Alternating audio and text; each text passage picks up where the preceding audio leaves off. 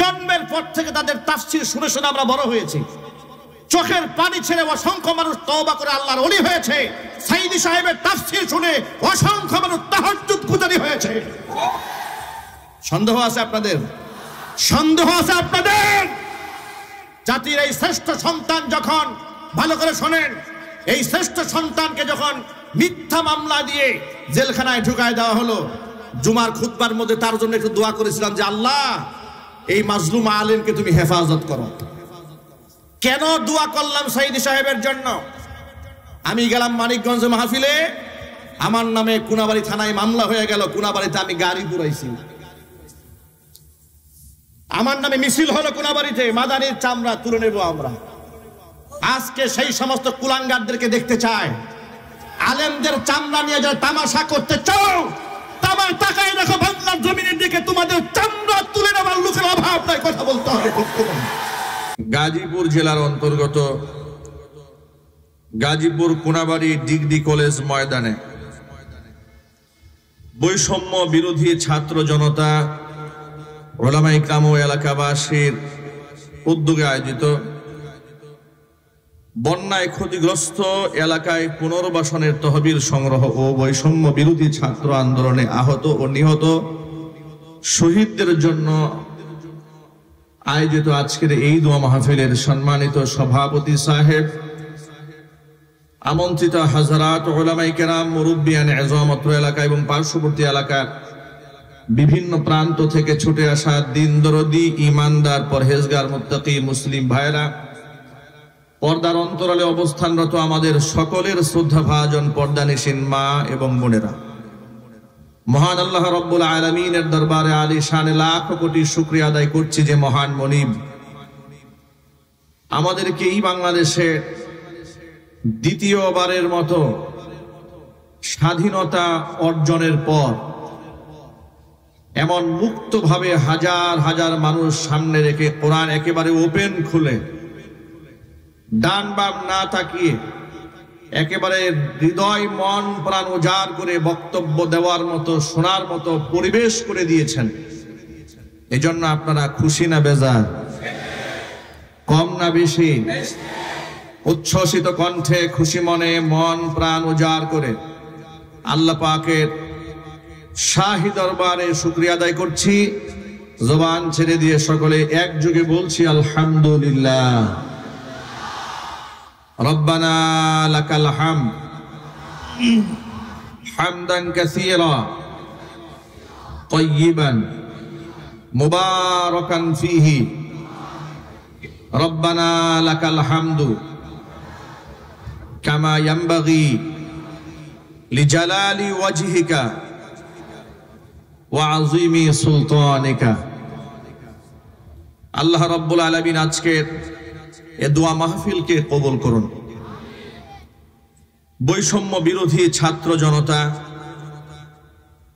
তারা যে ত্যাগ এবং কোরবানি দিয়েছেন, দিয়ে যাচ্ছেন, আল্লাহ পাক এর সাথে সম্পর্কিত সংশ্লিষ্ট প্রত্যেকটা ব্যক্তিকে দুনিয়া এবং আখিরাতে আল্লাহ পাক আরো অনেক বেশি সম্মানিত করুন।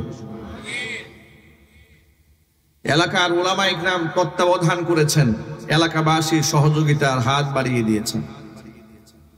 বিভিন্ন জায়গায় আমরা দেখেছি কনসার্টের মাধ্যমে বন্যা ক্ষতিগ্রস্ত ব্যক্তিদের সাহায্য তোলা হয়েছে। কিন্তু দেখুন, বন্যা একদিক থেকে একটা পরীক্ষা।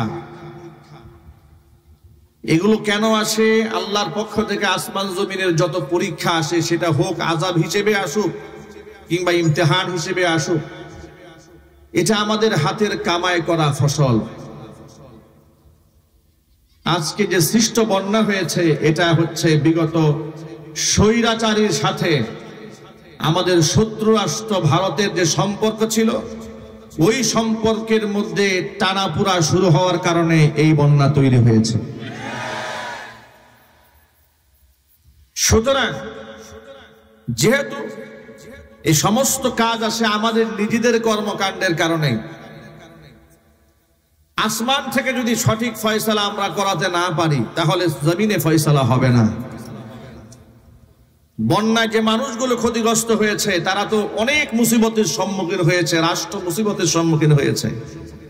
এখন তাদের সহযোগিতা করার জন্য যদি আরেকটা নাফরমানির রাস্তা খুলে দেওয়া হয়, যে নাফরমানি করেছিল স্বৈরাচারীরা, মানুষের হক নষ্ট করেছে, অসংখ্য মানুষের অধিকারকে হরণ করেছে, সেই অধিকার হরণ করার কারণে যখন এই দেশের ছাত্র জনতা আপামর জনসাধারণ রক্তক্ষয়ী সংঘর্ষের মাধ্যমে জীবন বিলিয়ে দিয়ে পঙ্গুত্ব বরণ করে এই দেশ যখন স্বাধীন করেছেন, সেই পাপের প্রায়শ্চিত্ত ভোগ করতে হয়েছে, জালেম সরকারের প্রায়শ্চিত্ত ভোগ করে এই বন্যা আমাদের পোহাতে হয়েছে।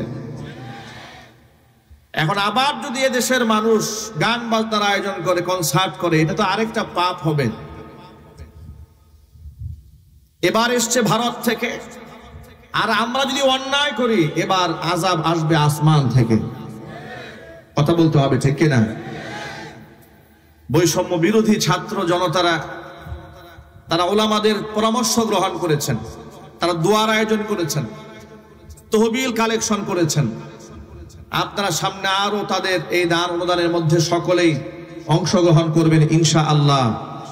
আল্লাহ পাক যেন তাদের এই প্রচেষ্টাকে কবুল করেন, মঞ্জুর করেন। চিৎকার দিয়ে কোন আল্লাহুম্মা আমিন। বাংলাদেশ দ্বিতীয়বারের মতো স্বাধীন হয়েছে, স্বাধীনতার স্বাদ আমরা গ্রহণ করছি। একটু চিৎকার দিয়ে এই খোলা আকাশের নিচে মহান মুনিবের প্রশংসা করছি, চিৎকার দিয়ে বলছি আলহামদুলিল্লাহ। আমি যে আজকে আপনাদের সামনে এখানে স্টেজে বসে আছি, এটা হচ্ছে আমার এই দ্বিতীয় স্বাধীনতা যে অর্জন করেছি তারই একটা রেজাল্ট মাত্র।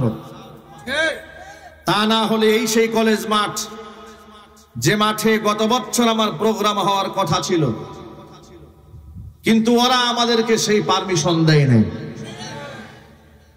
দেশ স্বাধীন হয়েছে, একের পর এক আলেমরা মাহফিল করতে চেয়েছে, তাদেরকে বাধা দিয়েছে, ভর মজলিস ভেঙে টুকরা টুকরা করে দিয়েছে। ওরা ইমামদারদের কলিজাকে টুকরা করেছে, আল্লাহ পাক ওদের ক্ষমতার মসনদকে টুকরা টুকরা করে ছেড়ে দিয়েছে। যারা রাজনীতি করেন তারা রাজনীতির ভাষায় কথা বলবেন।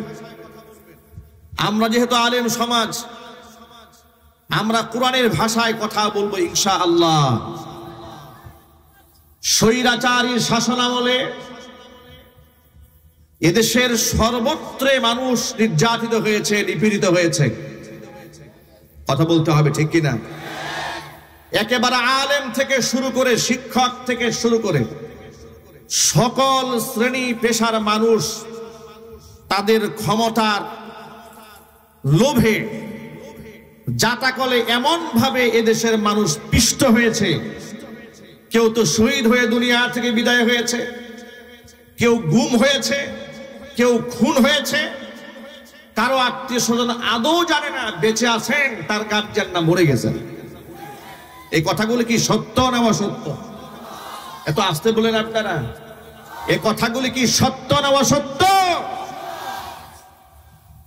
এ রাষ্ট্রের মানুষ সবচেয়ে বেশি বৈষম্যের শিকার হয়েছে জালেম সরকার কর্তৃক।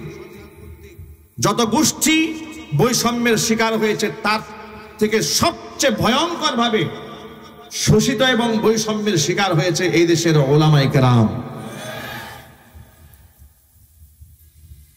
স্বৈরাচারী হাসিনা শুধু খুনি ছিল না, শুধু জালেমই ছিল না, চরম পর্যায়ের সেই ইসলাম বিদ্বেষী, কোরআন বিদ্বেষী, আলেম বিদ্বেষী ছিল। আফসোস এবং পরিতাপের সাথে আমাদের বলতে হচ্ছে, এই স্টেজে বসে ওদের ধূসরেরা শুধুমাত্র শেখ হাসিনা আল্লাহর ওলি আর বঙ্গবন্ধু ছিল কোনো একজন নবী, এটা বলা বাদ রেখে বাকি এমন কোনো প্রশংসা নাই যে তারা করে নাই। মসজিদ বানিয়েছে, এই বানিয়েছে, সেই বানিয়েছে, নানা কথা জোরপূর্বক এই জাতিকে গেলাবার চেষ্টা করা হতো।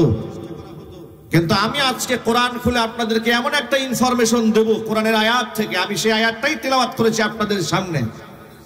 আমি প্রমাণ করে দেব ইসলামের প্রতি শেখ হাসিনার সবচেয়ে ভয়ঙ্কর ক্ষোভ ছিল। তার এক নাম্বার প্রমাণ লক্ষ্য করেন, দেশ স্বাধীন হওয়ার পর থেকে এই স্বৈরাচারী যতবার ক্ষমতায় এসেছে, সর্বশেষ 16 বছর, এর আগেও ছিল ক্ষমতায়, যতবার এসেছে দাড়িকে তারা অপমান করেছে, টুপিকে তারা অপমান করেছে, হিজাবকে অপমান করেছে। 1996 সালে ক্ষমতা এসে কুত্তার মাথায় তারা টুপি পরিয়ে দিয়েছে। ইসলাম বিরোধী এখনো কোনো কর্মকাণ্ড নাই যে ওরা করে নাই। ওরা এই দেশের আলেমদেরকে রাষ্ট্রের শত্রু বানিয়েছিল। দেশের শ্রদ্ধাভাজন সম্মানিত বরেণ্য আলেমদেরকে গরুর রশি লাগিয়ে, হ্যান্ডকাপ পরিয়ে, বুলেট প্রুফ জ্যাকেট পরিয়ে, হাত ডান্ডা বেরি 2 পায়ে পরিয়ে, মাথার মধ্যে হেলমেট পরিয়ে যখন আদালতে তোলা হতো, যখন কোমরে রশি বাঁধায় দৃশ্যগুলো আমরা দেখতাম, কিংবা নিজেরাও যখন হাতের মধ্যে, আমার নিজের হাতেও যখন পড়িয়েছে, আমার খুব আফসোস হতো। আর মনে মনে ভাবতাম, এই না আমরা 90 থেকে 95% মুসলিম দেশে বসবাস করি। 90 থেকে 95% মুসলিম অধ্যুষিত এই বাংলাদেশে সবচেয়ে বেশি নির্যাতিত হয়েছে মুসলমানেরা। চিল্লাই বলতে হবে, ঠিক কিনা? বৌদ্ধরা ধর্মীয় স্বাধীনতা ভোগ করেছে, খ্রিস্টানেরা ভোগ করেছে, রাম বামেরা ভোগ করেছে, মুশরিকরা ভোগ করেছে। কলেজের মাঠে মাঠে রাষ্ট্রীয়ভাবে পূজা অনুষ্ঠান করা হয়েছে। বিশ্ববিদ্যালয়ের ছাত্র এবং ছাত্রীরা যেন বাধ্যতামূলকভাবে পূজা অনুষ্ঠানে থাকে, নোটিশ বোর্ড টানিয়ে দেওয়া হয়েছে। পক্ষান্তরে ওই একই মাঠে যখন কোরআনে কারীমের আয়োজন করা হতো, সেখানে 144 ধারা তারা জারি করে দিত। ছোট্ট একটা এক্সাম্পল নেন, গাজীপুরের রাজবাড়ী জেলা ঈদগাহ ময়দান। এই ঈদগাহ ময়দানে কি না হয়, এখানে কি না হয়, খেলা থেকে শুরু করে, মেলা থেকে শুরু করে, নাচ গান থেকে শুরু করে, কনসার্ট থেকে শুরু করে, রাজনৈতিক মঞ্চ থেকে শুরু করে সব এখানে হয়। এমনকি আউল বাউল ফাউল ভণ্ডদের প্রোগ্রামও সেখানে হয়। কিন্তু খতমে নবুওয়াত সম্মেলন উলামায়ে কেরাম করতে চেয়েছিলেন, গোটা গাজীপুরের সমস্ত আলেমরা সিদ্ধান্ত নিয়েছিলেন রাজবাড়ী মাঠে সেটা হবে, কিন্তু সেটা রাজবাড়ীর মাঠে করতে দেওয়া হয় নাই। সর্বশেষ চান্দনা হাই স্কুল মাঠে সেটাকে আনতে হয়েছে। আমি শুধু আপনাদেরকে কয়েকটা এক্সাম্পল দিচ্ছি, তাদের মধ্যে ইসলাম বিদ্বেষ কোন পর্যায়ে ছিল। খতমে নবুওয়াত, আমার নবী শেষ নবী, কাদিয়ানীরা কাফের, এই ব্যাপারে সর্বত্র মুসলিমরা একমত থাকার পরেও এমন একটি ঐক্যবদ্ধ সিদ্ধান্তের প্রোগ্রামকেও তারা বানচাল করে দিয়ে চান্দনা স্কুল ময়দানে করে দিয়েছিল, রাজবাড়ীর মাঠে তারা করতে দেয় নাই। আপনারা আন্দাজ করতে পারেন, ওরা রাজনৈতিক প্রোগ্রাম করবে, ডিস্টার্ব হয় না, ঝামেলা হয় না। কিন্তু আমরা কোরআনের মাহফিল করলেই তারা সেখানে নাশকতার গন্ধ খোঁজা শুরু করে দেয়। এই অজুহাতে মাহফিল সেখানে বন্ধ করে দেওয়া হয়েছে।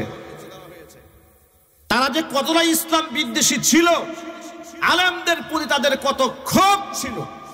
দেশের শ্রেষ্ঠ আলেমদেরকে কারাগারে নেওয়ার পরে তাদের পুতুল ধর্মমন্ত্রী জাতীয় সংসদে দাঁড়িয়ে বলেছে, কোনো হক্কানি আলেমকে গ্রেফতার করা হয় নাই, যাদেরকে গ্রেফতার করেছে তারা সব ধর্ম ব্যবসায়ী। চিল্লায় এখন নাউজুবিল্লাহ।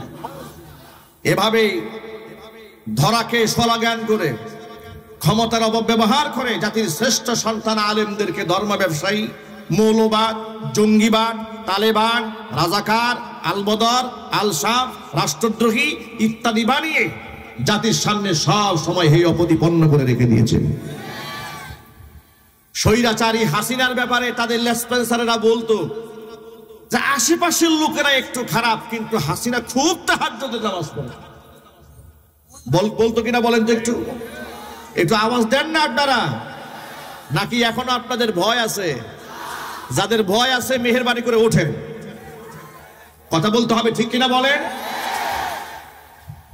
আমি তো জেল খাটা লোক, আমি তো 4-5টা মামলার আসামি। কি অপরাধ ছিল আমার? মাহফিল স্টেজ থেকে ধরে নিয়ে যাচ্ছে, জিজ্ঞেস করলাম অপরাধটা কিন্তু বলবেন, ভাই কিচ্ছু জানি না, সব উপরের নির্দেশ। পরের দিন আদালতে উঠানো হলো, মামলার ফাইলের মধ্যে লেখা আছে আমার পকেটে নাকি 16টা ককটেল পাইছে। এই হচ্ছে ওদের শাসন ব্যবস্থা, এই হচ্ছে ওদের শাসন ব্যবস্থা। একটা মাত্র এক্সাম্পল দিলাম আপনাদের সামনে। ওরা আমার কোনাবাড়ির কয়েকটা মাহফিল বন্ধ করে দিয়েছে, ওরা আমার কাশিমপুর ফুটবল মাঠের মাহফিল বন্ধ করে দিয়েছে, ওরা আমার কোনাবাড়ি হাই স্কুল মাঠে প্রোগ্রাম বন্ধ করে দিয়েছে, ওরা আমার এনটিকেসির সামনে মাহফিল বন্ধ করে দিয়েছে, ওরা পাম্পের অপোজিটের মাহফিল বন্ধ করে দিয়েছে, শফিপুর আন্দার মানিক মাদ্রাসার মাহফিল একদিন আগে গিয়ে বলে দিয়েছে মাদানী সাহেব যেন স্টেজে উঠতে না পারে। এভাবে আমার সমস্ত মাহফিলগুলো তারা বানচাল করে দিয়েছিল। কেন? আমার অপরাধটা কি? আমার অপরাধ হচ্ছে ওরা যে ইসলাম বিরোধী কর্মকাণ্ড করে কোরআন সুন্নাহ সামনে রেখে ওদের সব গুমর আমি মাহফিলে ফাঁস করে দিই। এই ছিল অপরাধ। কথা বলতে হবে, ঠিক কিনা বলেন? ওরা যে ইসলাম বিরোধী কর্মকাণ্ড করতে একটা এক্সাম্পল আমি আপনাদেরকে দেই কোরআন থেকে। দেখুন, ওদের ভাষায় তাহাজ্জুদ গুজারি, আমাদের ভাষায় হচ্ছে চরম পর্যায়ে ইসলাম বিদ্বেষী রক্তখেকু একটি মানসিক বিকারগ্রস্ত স্বৈরাচারী জালেম শেখ হাসিনা। এই রক্তখেকু নরপিচাস শাপলা চত্বরে 2013 সালের 5 মে তার নির্দেশে যখন গণহত্যা চালানো হয়েছিল, হাজার হাজার মানুষকে যখন শহীদ করা হয়েছিল রাতের আধারে, তাহাজ্জুদ গুজারি মাদ্রাসা তালেবুল ইলমদের বুকটাকে বুলেটের দিয়ে ঝাঁঝরা করে দেওয়া হয়েছিল। সে জাতীয় সংসদে দাঁড়িয়ে বলেছিল হেফাজতের লোকদেরকে একটা গুলির ঘটনা ঘটে নাই, গায়ের মধ্যে রং মেখে তারা অভিনয় করেছিল। বলে নাই? আলেমরা জবাব দেন না, বলে নাই? এর মানে হচ্ছে সে শহীদদের রক্তের সাথেও তামাশা করেছে। কথা বলতে হবে, ঠিক কিনা বলেন? তার মধ্যে আলেমদের প্রতি এবং ইসলামের প্রতি কত ক্ষোভ ছিল তার আরেকটা প্রমাণ দেই। কোরআন মাজিদ আমার সামনে, আমি সূরা আহজাবের 59 নম্বর আয়াত আপনাদের সামনে তেলাওয়াত করেছি। আমি এই আয়াত থেকে আপনাদেরকে প্রমাণ দেব তার মধ্যে ইসলামের অ্যালার্জি কত ভয়ঙ্কর ছিল। সে একটি সাংবাদিক সম্মেলনে বলেছে এদেশের মুসলিম মেয়েরা যে বুরকা পরে, হাত মোজা পা মোজা পরে, হাত মোজা পা মোজা পরা বুরকাওয়ালি হিজাবধারী নারীদেরকে সে বলেছে জীবন্ত ট্রেন্ড হয়ে ঘুরে বেড়াতে কোনো মানে নাই। সে তাবু বলে জীবন্ত তাবু হয়ে ঘুরে বেড়ানো এমন কথা বলে ইসলামের পবিত্র এই পোশাকের প্রতি সে বিদ্বেষ প্রমাণ করেছে, সে কোরআনের আয়াতকে অস্বীকার করেছে।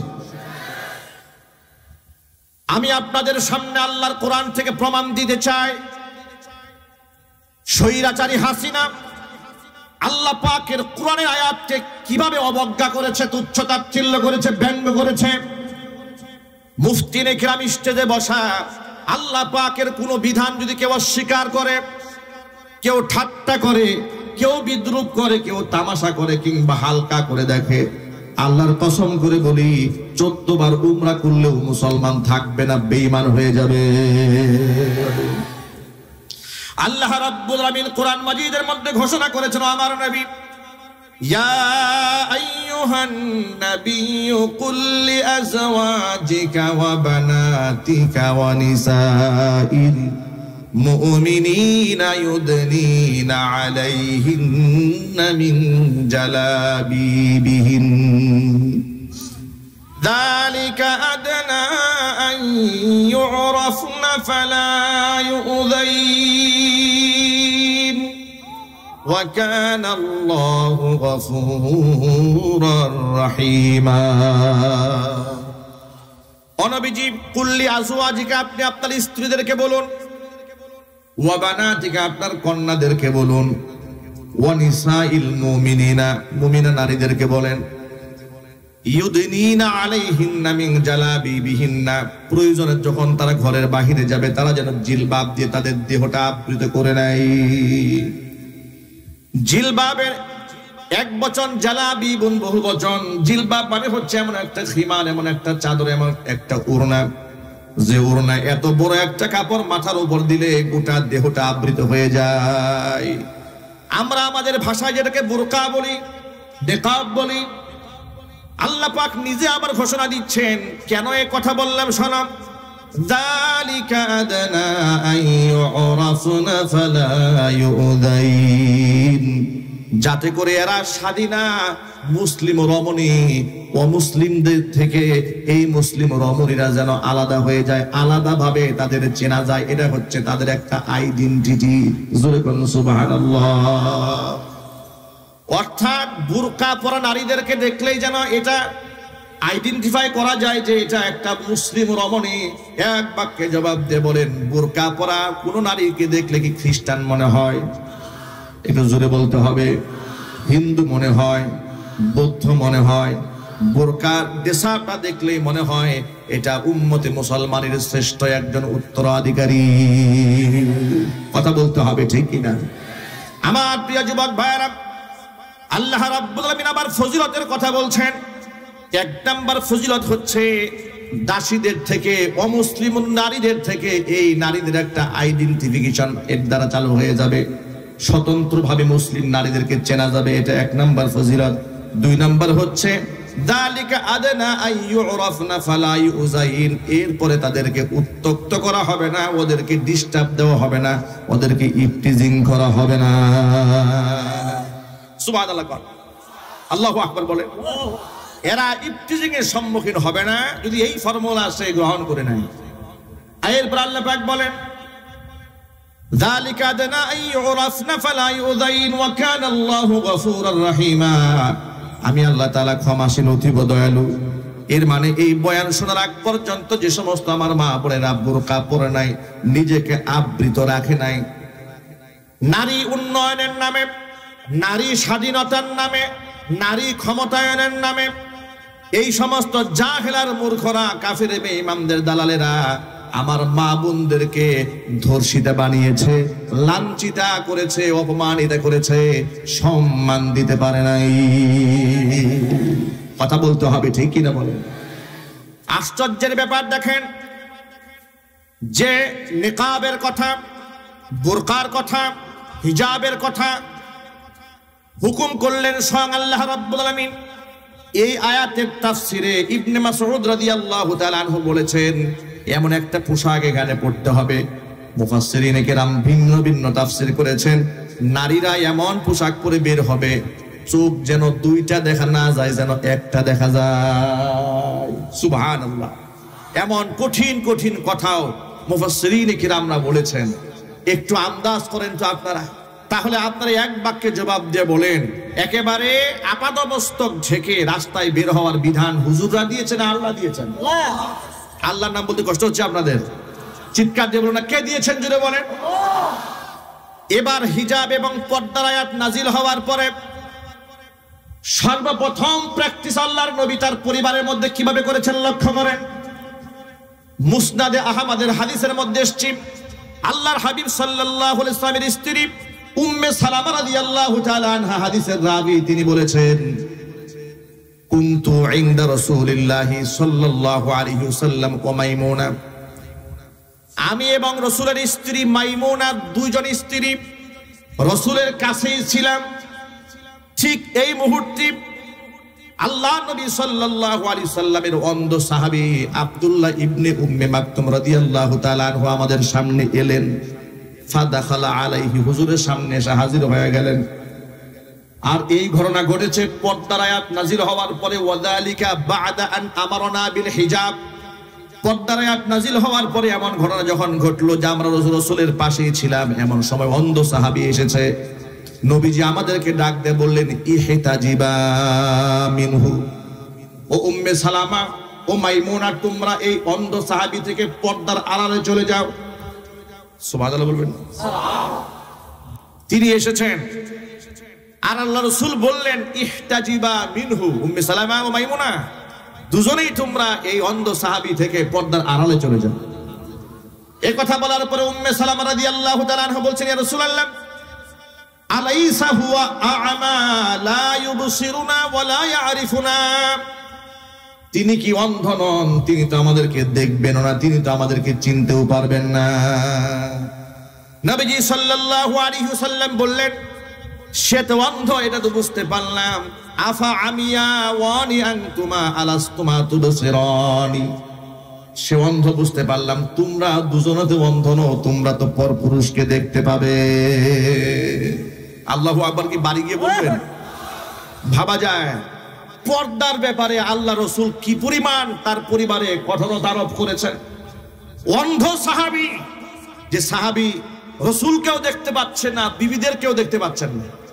হুজুর বললেন ইহতাজিবা মিনহু, স্ত্রীরা বললেন কেন আমরা পর্দার আড়ালে যাব, সে তো আমাদেরকে দেখবেই না। রাসূল বললেন আফা আমিয়া ওয়ানি আনতুমা, তোমরা কি অন্ধ নাকি? লা তুবসিরানি, তোমরা দেখতে পাবে না তাকে? আল্লাহু আকবার বলেন। পর্দার ব্যাপারে এক চুল পরিমাণ ছাড় দেন নাই নিজের স্ত্রীদেরকে। আলেমদের দায়িত্ব হচ্ছে আল্লাহর নবীর এই সমস্ত হাদিসগুলো সমাজে প্রচার করা। আলেম ওলামাদের দায়িত্ব হচ্ছে সমাজ প্রেক্ষাপটে কোরআনে কারীম এবং রাসূল পাক সাল্লাল্লাহু আলাইহি সাল্লামের পবিত্র জীবন থেকে আমল নিয়ে সমাজের মধ্যে প্রচার করা, প্রসার করা। কথা বলতে হবে ঠিক কিনা? এটা আলেম ওলামাদের নীতি এবং নৈতিকতার দায়িত্ব। আলেমরা যদি এটা না করে কিয়ামতের দিন আলেমদেরকে আল্লাহর আদালতে আসামি হয়ে যেতে হবে। যেখানে আল্লাহ পাক পর্দার ব্যাপারে কঠোরতা আরোপ করলেন, আল্লাহ রসুল যেখানে পর্দার ব্যাপারে মারাত্মক কঠোরতা অবলম্বন করেছেন, এখন একজন আলেম হিসেবে তো আমরা আপনাদেরকে হিজাবের কথা বলবো, নেকাবের কথা বলবো, হাত মোজার কথা বলবো, পা মোজার কথা বলবো। এখন হাত মোজা পা মোজা পরে আপাদ মস্তক ঢাকার নির্দেশ দিলেন স্বয়ং আল্লাহ রাব্বুল আলামিন। আর হাসিনা এটা নিয়ে তামাশা করে বলেছে জীবন্ত ট্রেন হইয়া ঘুরে বেড়ানোর কোনো মানে নাই। সেমন তাহাজ্জুদ গুজারি ছেলে বিবাহ করায় খ্রিস্টান দিয়া, আওয়াজ নাই, মুখে আওয়াজ নাই। সেমন তাহাজ্জুদ গুজারি ভারতের দাদা বাবুদের কাছে গেলে মন্দিরে গিয়া তিনি প্রতিমার সামনে গিয়া সেখানে গিয়া ফুল দেন। এর মানে তিনি বাংলাদেশে রোজা করেন, হিন্দুস্তানে গিয়া পূজা করেন। কথা বলতে হবে ঠিক কিনা বলে? তাহলে এর দ্বারা প্রমাণ হয় শেখ হাসিনা ধার্মিক ছিল না, তার চাইতে ধর্ম ব্যবসায়ী ভণ্ড এই জাতির মধ্যে আর কেউ ছিল না। আল্লাহ পাকের কোরআনে কারীমের আয়াতকে সে ব্যঙ্গ করেছে, বিদ্রূপ করেছে। শুধু কি তাই? 2011 সালে নারী উন্নয়ন নীতিমালা 2011 প্রণয়ন করার যখন খসড়া করলো, খসড়ার মধ্যে কি করলো? খসড়ার মধ্যে করেছে যে নারী পুরুষের সমান অধিকার, এই সমান অধিকার সব জায়গায় থাকবে। এমন কি ইসলামের যে পারিবারিক আইন আছে, ওয়ারিশ সূত্রে যে মালিকানা লাভ করে, একটা ছেলে সমান সমান দুইটা মেয়ে, এই যে বিধান আছে ইসলামে, আছে না নাই? একটু জোরে বলতে হবে। নারী উন্নয়ন নীতিমালা 2011 এটা প্রণয়ন করে কোরআনে কারীমের এই আয়াতকে ভেঙে দিয়ে তিনি চাইলেন যে না, কেউ কম বেশ পাবে না, সন্তানরা যেখানে যা আছে একবারে ছেলেও যা পাবে মেয়েও তা পাবে। নাউজুবিল্লাহ, এত আসতে বলেন কেন? এই কথা বলার পরে তৎকালীন যুগে মুফতি আমিনী রাহমাতুল্লাহি আলাইহি বাংলার সিংহ পুরুষ ছিলেন। তিনি পেট পূজারী আলেম ছিলেন না, ধান্দাবাজ আলেম ছিলেন না। বাংলাদেশে আমরা এমন আলেমদেরকে দেখেছি ইসলামের জন্য, কোরআনের জন্য জেল খাটে, জরিমানা দেয়। আবার এমন আলেমকে দেখেছি ওই সমস্ত জাহেল বাতেল জালেমদের সাথে গলায় গলায় পীড়িত। এই ভণ্ড মৌলবীগুলা সমাজে আছে না নাই? এমন বহুত মৌলবী আছে ওই সমস্ত নাস্তিকদের মনোরঞ্জনের জন্য মিম্বারে বসে কোরআন সুন্নাহর এই বক্তব্যগুলো টু শব্দ জাতির সামনে উচ্চারণ করেন। কথা বলতে হবে তো ঠিক কিনা বলেন? নারী উন্নয়ন নীতিমালা 2011 এটা যখন খসড়া করা হয়েছিল, তৎকালীন যুগের সিংহ পুরুষ মুফতি আমিনী রাহমাতুল্লাহি আলাইহি, আল্লাহ পাক তার বেহেশতের মধ্যে সর্বোচ্চ সম্মাননা পাক তাকে দান করেন। এই সিংহ পুরুষ গর্জে উঠলেন, তিনি বললেন না, এই আইন বাস্তবায়ন করতে দেওয়া হবে না। তিনি তো কাউকে তুয়াক্কা করে কথা বলতেন না, কারণ তিনি তো তেলবাজ আলেম ছিলেন না। ঠিক ওই সময় আমি জুমার খুতবা দেই কাদের মার্কেট বাজার মসজিদে, যেখানে ফরিদউদ্দিন রহমানী বর্তমানে নামাজ পড়াচ্ছেন। আমি তখন ওই মসজিদের খতিব। এটা নিয়ে গোটা বাংলাদেশে তুলপাড় শুরু হয়ে গেল। মুফতি আমিনী রহমাতুল্লাহি আলাইহি তখন বললেন কোরআন শরীফের আয়াত দিয়া যে আল্লাহ রাব্বুল আলামিন সূরা নিসার 11 নম্বর আয়াতে বলেছেন ইউসিকুমুল্লাহু ফি আওলাদিকুম লিযযাকারি মিসলু হাযযিল উনসায়াইন। তিনি বললেন আল্লাহ পাক বলেছেন আল্লাহর নির্দেশ তোমাদের সন্তানদের মিরাস সম্পদ বন্টন করার ক্ষেত্রে লিযযাকারি মিসলু হাযযিল উনসায়াইন, একটা পুরুষ পাবে দুই নারীর সমান। সুবহানাল্লাহ। এই কথার ব্যাখ্যা আপনাদের বুঝাতে হলে একটু বুঝতে হলে একটু ব্যাখ্যা করে বলতে হবে, তাহলে আপনারা খুব সহজে বুঝবেন। আচ্ছা, নারীরা যা পাবে একটা ছেলে তার দ্বিগুণ পাবে, এটা করে কি আল্লাহ পাক নারীদের উপর জুলুম করেছেন? একটু জোরে বলতে হবে। এটা ভাঙায় দেওয়ার জন্য বলি, এক ভদ্রলোকের দুটা ছেলে আছে, বুঝাবার জন্য বলি। তো বড় ছেলেকে বাজারে পাঠাচ্ছে, সাথে ছোট ছেলেটাও যাচ্ছে। বড় ছেলের হাতে 1000 টাকার নোট দিয়া বাজারে পাঠিয়ে দেওয়ার সময় বাবা বলল তুমি মাছ আনবা, তরি তরকারি আনবা, এই আনবা সেই আনবা, মোটামুটি 8 থেকে 900 টাকার একটা বাজার ধরাই দিয়েছে, তালিকা ধরিয়ে দিয়েছে। আর ছোট্ট ছেলে সেও সাথে গেছে, শুধু মনস্তুষ্টির জন্য তার হাতে 500 টাকা দিয়েছে, কিন্তু ওর হাতে বাজারে কোনো স্লিপ নাই, বাজার করার কোনো দায়িত্বও নেই। আপনারা কি মনে করেছেন এখানে বেশি দিয়েছে কাকে, বড় ছেলেকে না ছোট ছেলেকে? কেন 500 টাকা পাওয়ার পরেও বেশি? কারণ ওর খরচের কোনো খাত নাই। আর তাকে 1000 টাকা দেওয়ার পরেও তাকে জেতানো হয় নাই, কারণ তাকে কান্দে বাজার উঠিয়ে দেওয়া হয়েছে। কথা বলতে হবে, ঠিক কিনা বলেন? এখন আপনারা বলেন এখানে কি পিতা ছোট ছেলের উপর জুলুম করেছে? 500 টাকা দিয়ে কি জুলুম করেছে? এই সহজ উদাহরণটা যদি বুঝে থাকেন, এবার নারী আর পুরুষের ব্যবধানটা একটু বুঝুন। ইসলামী শরীয়তে একটা পুরুষ যখন সে বালেগ হয়ে যায়, পিতার উপর তার কোনো দায়িত্ব থাকে না। একটা ছেলে যখন বালেগ হয়ে যায়, তার উপর তার বাবার কিংবা মায়ের দায়িত্ব, ফরজ দায়িত্ব থাকে না যে তাকে খাওয়াতে হবে, পড়াতে হবে, ভরণ পোষণ দিতে হবে। ফরজ দায়িত্বের হুকুম রহিত হয়ে যায়। এবার সে নিজের দায়িত্ব নিজের কাঁধে, 1 নম্বর দেখে লক্ষ্য করেন। 2 নম্বর হলো সে বিবাহ করতে যাবে, মহারণা দেওয়ার দায়িত্ব, কিন্তু তার নিজের বউয়ের মহারণা দেওয়ার কোনো দায়িত্ব নাই। কথা বলতে হবে, ঠিক কিনা? এর মানে হচ্ছে যত বাজার আছে সব খরচ কার উপরে? পুরুষের উপরে। কার উপরে জন্য বলে?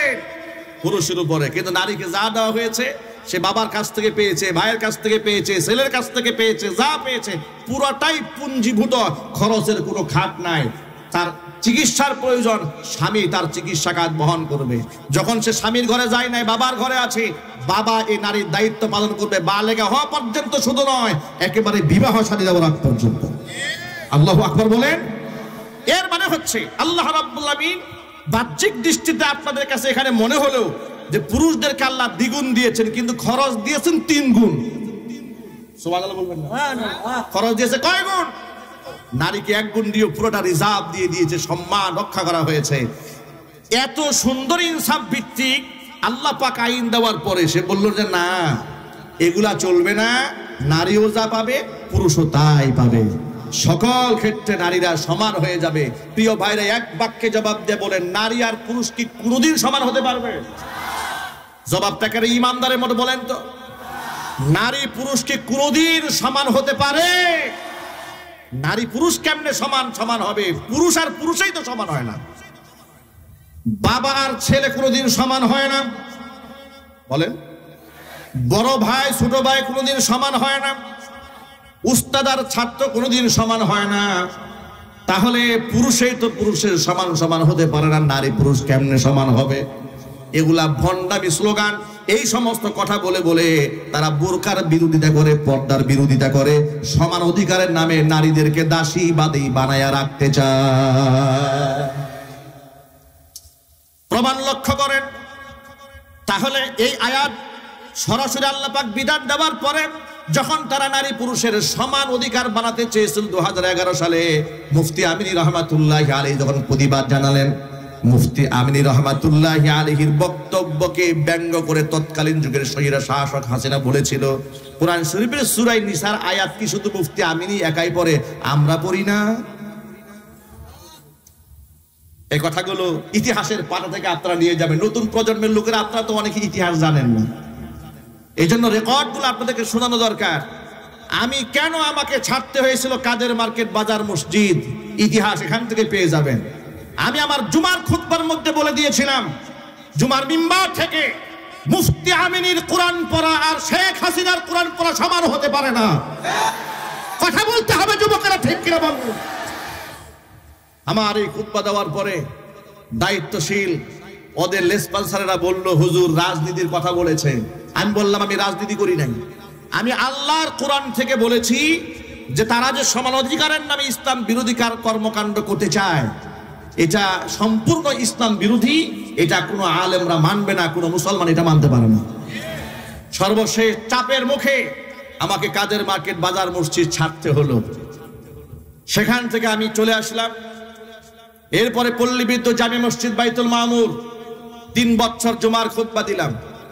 হাজার হাজার লোক গিয়ে সেখানে ভিড় জমায়, একেবারে পুলিশ প্রশাসন পাঠায় দিল। মাদানী সাহেবের মসজিদে এত লোক যায় কেন? ইতিহাস কোনাবাড়িবাসীর জানা উচিত। নতুন প্রজন্মের অনেকেই তো ইতিহাস জানেন না। এখন তো ডানে বামে অনেক আল্লামা দেখা যায় পদ পদবীর জন্য পাগল হয়ে গেছে, কিন্তু ইসলামের জন্য কুরবানি এবং কোরআন সুন্নাহর জন্য জেল জরিমানা কারা খেটেছে এটা বাস্তবতা জানতে হবে। এরপরে যখন আমি এই সমস্ত বক্তব্য দিলাম, তখন সেখান থেকে চলে আসতে বাধ্য হলাম। এরপর আসলাম বাইতুল মামুরে। উপমহাদেশের শ্রেষ্ঠতম কোরআনে কারীমের দায়ী এবং তাফসীরকারক শহীদ মাওলানা দিলওয়ার হোসেন সাঈদী রাহিমাহুল্লাহ, তাকে জেলখানায় কারারুদ্ধ করা হলো অন্যায়ভাবে। আমি রাজনৈতিক কোন দল কিংবা মতের কর্মী নই, পরিষ্কার করে দিচ্ছি, কিন্তু ইসলামিক দল যারা করেন, ইসলাম যারা চান, তাদেরকে হৃদয় দিয়ে ভালোবাসি। যার দ্বারা আলেম হিসেবে যাদের অবদান আছে ইসলামে, যাদের অবদান আছে কোরআনে, যাদের অবদান আছে ইসলামের প্রচার এবং প্রসারে, তাদের প্রতি আমাদের ভক্তি, ভালোবাসা, শ্রদ্ধা তো সীমাহীন। জন্মের পর থেকে তাদের তাফসীর শুনে শুনে আমরা বড় হয়েছি। চোখের পানি ছেড়ে অসংখ্য মানুষ তওবা করে আল্লাহর ওলি হয়েছে। সাঈদী সাহেবের তাফসীর শুনে অসংখ্য মানুষ তাহাজ্জুদ গুজারি হয়েছে। সন্দেহ আছে আপনাদের? সন্দেহ আছে আপনাদের? জাতির এই শ্রেষ্ঠ সন্তান যখন, ভালো করে শোনেন, এই শ্রেষ্ঠ সন্তানকে যখন মিথ্যা মামলা দিয়ে জেলখানায় ঢুকায় দেওয়া হলো, জুমার খুতবার মধ্যে তার জন্য একটু দোয়া করেছিলাম যে আল্লাহ এই মাজলুম আলেমকে তুমি হেফাজত করো। কেন দোয়া করলাম সাঈদী সাহেবের জন্য? আমি গেলাম মানিকগঞ্জ মাহফিলে, আমার নামে কোনাবাড়ি থানায় মামলা হয়ে গেল। কোনাবাড়িতে আমি গাড়ি পুরাইছি, আমার নামে মিছিল হলো কোনাবাড়িতে, মাদানির চামড়া তুলে নেব আমরা। আজকে সেই সমস্ত কুলাঙ্গারদেরকে দেখতে চায়, আলেমদের চামড়া নিয়ে যারা তামাশা করতে চাও, তামার তাকায় দেখো বাংলার জমিনের দিকে, তোমাদের চামড়া তুলে নেবার লোকের অভাব নাই। কথা বলতে হবে।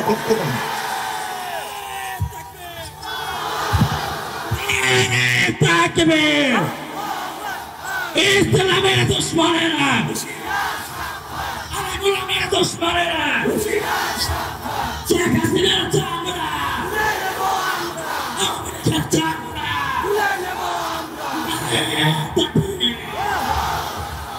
আমি কেন একজন মরহুম এবং কেন একজন মাজলুম আলেমের জন্য দোয়া করেছি, এটা ছিল আমার অপরাধ।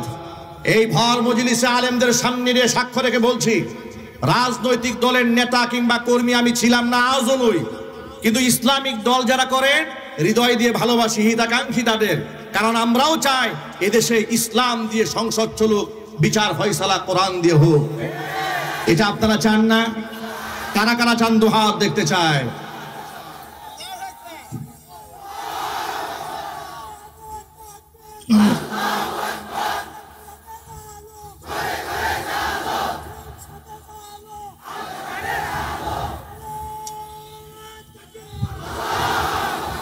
আপনাদেরকে বার্তা দিয়ে দেই, এরপরে আমার পুরা মসজিদ পুলিশ দিয়ে ঘেরাও দেওয়া হলো।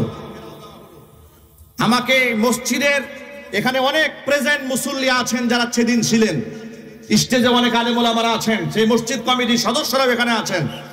এরপরে সেখানে বলা হলো যা মাদানী সাহেবকে বাহিরে আসতে বলেন। মুসল্লিরা বলল কেন বাহিরে যাবেন, প্রশাসনের কোনো কথা থাকলে মসজিদের ভিতরে গিয়ে বলুন। সর্বশেষ চাপাচাপিতে এখানে আমার আর থাকা হলো না, আমি এখান থেকে চলে গেলাম। আল্লাহ পাকের ফয়সালা হলো এর থেকেও বড় মসজিদ বুধবাজার কেন্দ্রীয় যায় মসজিদের খতিব আল্লাহ আমাকে বানাই দিলেন। আবার শুরু হলো কোরআন সুন্নাহর বক্তব্য দেওয়া। এই বক্তব্যের ব্যাপারে কোনো আপোষ না করার কারণে হঠাৎ করে তারা মিথ্যা মামলায় আমাকে ফাঁসিয়ে এরপর আমাকে কারারুদ্ধ করে দিল। জিজ্ঞেস করলাম কেন, কি হয়েছে?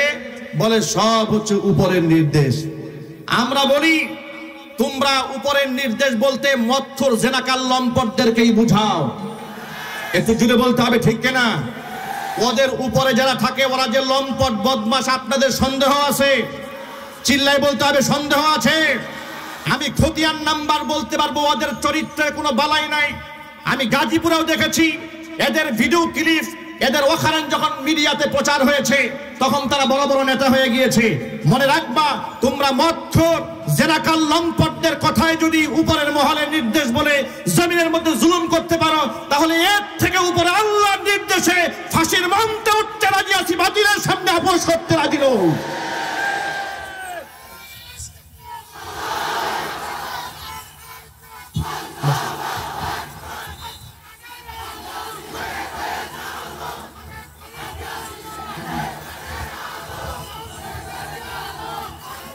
শোনেন শোনেন, ঠান্ডা হন।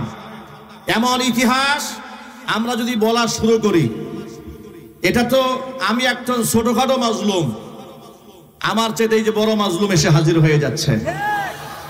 আল্লামা খালেদ সাইফুল্লাহ আইয়ুবী হাফিজাহুল্লাহ, আল্লাহ পাক তার নেক হায়াত দারাজ করে চিৎকার দিয়ে এখন আল্লাহুম্মা আমিন।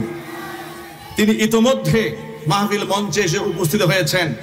তাকেও বছরের পর বছর, মাসের পর মাস তাকে কারারুদ্ধ করে রাখা হয়েছে। একেবারে হাত ভেঙেছে, হাতের মধ্যে রড ঢোকানো, সেখানে পুষ পর্যন্ত বের হয়ে গেছে কারাগারে, এরপরেও জামিন দেওয়া হয় নাই। এইভাবে আলেমদের উপর নির্যাতন চালানো হয়েছে একের পর এক। এই বসেন। সুতরাং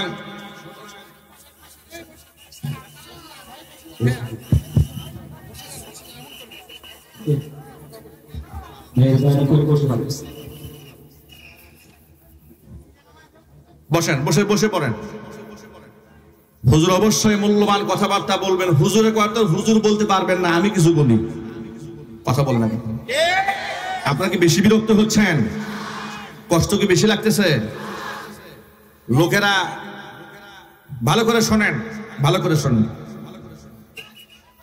এরপরে এইভাবে তারা একের পর এক কোরআন সুন্নাহ বিরোধী কার্যক্রম চালাতে শুরু করলো।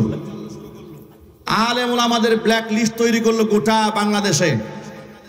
নাস্তিকদের মাধ্যমে আলেমদের ব্ল্যাক লিস্ট তৈরি করলো। দেশের শীর্ষস্থানীয় 116 জন স্বনামধন্য আলেমদের নামে তালিকা তৈরি করলো সাবেক বিচারপতি কালা মালিকের মাধ্যমে। একটু জোরে বলতে হবে। বিচারপতি কালা মালিকের মাধ্যমে আলেমদের নামে তালিকা বানিয়ে দুদকে জমা দেওয়া হলো। যেই সমস্ত আলেমদের সম্পদ খতায়ে দেওয়া হোক, দেখা হোক। আচ্ছা প্রিয় ভাইরা, আপনারা এক বাক্যে বলেন, আলেমরা এত নির্যাতিত, নিপীড়িত, মাজলুম এই মাটিতে হয়েছে, আলেমরা কি দেশ ছেড়ে পালিয়ে গেছে? আর একটু জোরে বলতে হবে, দেশ ছাড়া পালিয়ে গেছে। কারণ আলেমরা দেশকে ভালোবাসে, আলেমরা ইমানদার, তাদের মধ্যে সৎ সাহস আছে যে আমাদের তদন্ত করলে বেশি দূর তোমরা যেতে পারবা না। কিন্তু ওরা কেন পালিয়েছে জানেন? ওরা এই জন্য পালাচ্ছে, ওরা জানে ওরা এক একজনে এই পরিমাণ অপরাধ করেছে। আমি কিছুদিন আগে ফেসবুকে এক স্ট্যাটাসে বলেছি যে এই স্বৈরাচারী হাসিনা যে অপরাধ করেছে, যে পরিমাণ পাপ সে করেছে এবং তার সহযোগীরা করেছে, পৃথিবীর সমস্ত বিচারক এবং সমস্ত আদালত মিলেও যদি তার সেই পাপের প্রায়শ্চিত্ত দেওয়ার জন্য সবচেয়ে কঠিন রায় মৃত্যুদণ্ডও দেয়, সেই মৃত্যুদণ্ডও হবে হাসিনার কৃত অপরাধের তুলনায় একেবারে হালকা শাস্তি। আমি কি ভুল বলেছি? আরো জোরে বলেন। পৃথিবীর সব বিচারকরা মিলে যদি শেখ হাসিনা তাকে যদি একেবারে ইনসাফপূর্ণ একটা রায়ও দেয়, একবারে সঠিক বিচার করাও যদিও করে, একেবারে মৃত্যুদণ্ডও যদি দিয়ে দেয়, ওর যে পাপ করেছে সেই পাপের প্রায়শ্চিত্ত হবে না। কেন হবে না আপনাদেরকে সহজে বুঝাই বলি। আচ্ছা, একটা মানুষ হত্যা করলে আপনি তারে হত্যা করলেন, সমান সমান হয়ে গেল। শেখ হাসিনা কি একটা মানুষ মেরেছে? একটু জোরে বলতে হবে।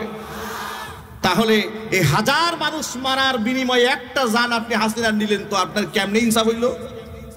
গেল একটা। আয়না ঘরে রেখে ফিরাউন এবং নমরুদ যা করে না, এই শেখ হাসিনা তা করেছে। মানুষ কেমন পাশবিক নির্যাতন করেছে। এক একজনের বক্তব্য শুনলে, যাদের সাথে রক্তের কোনো কানেকশন নাই, শুধু কথা শুনলেই চোখ থেকে অঝরে পানি ঝরতে থাকে। আয়না ঘরে রেখে লা ইয়ামুতু ওয়া লা ইয়াহইয়া, জাহান্নামের মতো, এরা না বাঁচবে না মরবে। এদেরকে মারাও হয় না, বাঁচিয়েও রাখা হয় না, এমন নিদারুণ কষ্ট দিয়েছে। এই পাপের শাস্তি আপনি কেমনে দেবেন? যে ইলিয়াস আলীর কথা আপনারা শুনেছেন, গুম করেছে, খুন করেছে, সেই ব্যক্তির আত্মীয় স্বজনকে দেখে আবার তার স্ত্রীর সাথে গলায় গলে ধরে কান্নাকাটি করে। এত বড় অভিনেত্রী গোটা জাতির সাথে সারা জীবন তসবিহ নিয়ে হিজাব পরেছে, তামাশা করেছে, নাটক করেছে। কোরআন কারীমের ময়দানগুলোকে তারা কলঙ্কিত করে ছেড়ে দিয়েছিল। একে জামাত, একে শিবির, এ তালেবান, এ জঙ্গি, এ রাজাকার, এ আলবদর, এক একজনকে শায়েস্তা করার জন্য এক একটা হাতিয়ার তারা গ্রহণ করেছিল। আল্লাহ পাকের লানত ওদের উপরে এমন ভাবে বর্ষিত হয়েছে, মরহুম সাইদি রাহিমাহুল্লাহ সেই কথাটাই মনে পড়ে, সময় আসবে এমন ইঁদুরের গর্ত পাবা না পালাবার জন্য। তাই হয়েছে, ওরা ইঁদুরের গর্ত পায় নাই পালাবার জন্য। কথা বলে মুসলমান, ঠিক কিনা বলো? সুতরাং আপনাদেরকে অভয় দিয়ে বলি, কোরআনের ময়দান আল্লাহ পাক আমাদের জন্য ওপেন করেছেন। যতদিন এই পৃথিবী থাকবে, জমিন থাকবে, কোরআনের ময়দান উন্মুক্ত থাকবে ইনশাআল্লাহ। বলেন, কোন জালেম যদি এই ময়দান নিয়ে ষড়যন্ত্র চালাতে চায়, বৈষম্য বিরোধী ছাত্র আন্দোলনের ছাত্র সমাজ থেকে শুরু করে সাধারণ জনতা যেভাবে রাজপথে ঝাঁপিয়ে পড়েছিল, আলেমরা মাদ্রাসার ছাত্র যেমন ভাবে জীবন দিয়েছিল, আবারও জীবনের ঝুঁকি নিয়ে সেই জালেমকে শায়েস্তা করার জন্য প্রস্তুত থাকতে হবে। আপনারা কি রাজি আছেন? কারা কারা রাজি আছেন? আমি দুহাত দেখতে চাই। নারায়ে তাকবীর। প্রিয় ভাইয়েরা, আগামীর বাংলাদেশ ইসলামের দিকে যাচ্ছে ইনশাআল্লাহ। আপনাদেরকে ছোট্ট একটা আভাস দেই, আমরা মাঠে ময়দানের লোক, মানুষের চোখের ভাষা আলহামদুলিল্লাহ আমরা বুঝি। মানুষ মুখে না বললেও তাদের কথা আমরা মোটামুটি আন্দাজ করতে পারি। টেকনাফ থেকে তেতুলিয়া, রূপসা থেকে পাথুরিয়া পর্যন্ত দৌড়ে এদেশের মানুষের হৃদয়ের ভাষা যতটুকু বুঝতে সক্ষম হয়েছি, তারা এই দেশে আর কোনো তন্ত্র মন্ত্র দেখতে চাচ্ছে না। তারা এখন খেলাফত দেখতে চাচ্ছে। এ কোরআনের রাজ এ মাটির মধ্যে তারা দেখতে চাচ্ছে। চাঁদাবাজ যাবে, চাঁদাবাজ আসবে, মাস্তান যাবে, মাস্তান আসবে। এই ধরনের শাসন ব্যবস্থা এই দেশের মানুষ আর দেখতে চায় না। আর কোন জেনাকার লম্পটের পেছনে দেশের মানুষ দৌড়াবে না, কোন সুদখোরের পেছনে দৌড়াবে না, ঘুষখোরের পেছনে দৌড়াবে না। যারা ফ্যাক্টরি দখল করে, হল দখল করে, টেন্ডারবাজি করে, চাঁদাবাজি করে, এদের পিছনে মুসলমান আর দৌড়াবে না। আলেমদের নেতৃত্বে আল্লাহর কোরআনের রাজ কায়েম করতে প্রস্তুত কারা কারা আছেন? দুহাত দেখতে চান।